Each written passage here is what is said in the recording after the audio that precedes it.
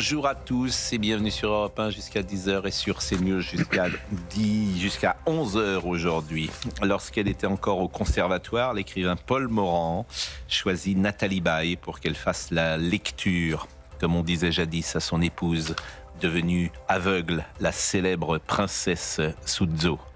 Paul Morand, comme tant d'autres, avait écouté la voix de Nathalie Baye qui apprenait son métier, rue Blanche, au conservatoire, avec André Dussolier, avec Richard Berry et comme tant d'autres.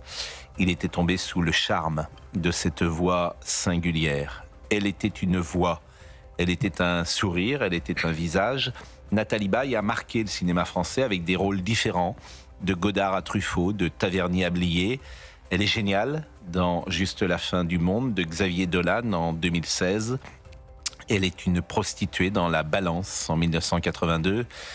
Elle est une femme amoureuse dans Rive droite, rive gauche en 1984, mais aussi dans Le retour de Martin Guerre en 1982, et finalement dans beaucoup de films, comme si la femme amoureuse lui allait bien.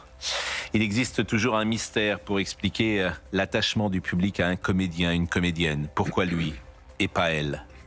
La présence est une évidence, elle ne s'explique jamais. Nathalie Baye est morte, mais il reste ses films. 85 longs métrages et des grandes réussites. Revoir Une semaine de vacances, revoir La chambre verte, revoir Vénus beauté et écouter encore cette voix qui réveillait Bertrand Morane, le héros de L'homme qui aimait les femmes et qui nous accompagnera quoi qu'il arrive, puisque le cinéma est magique.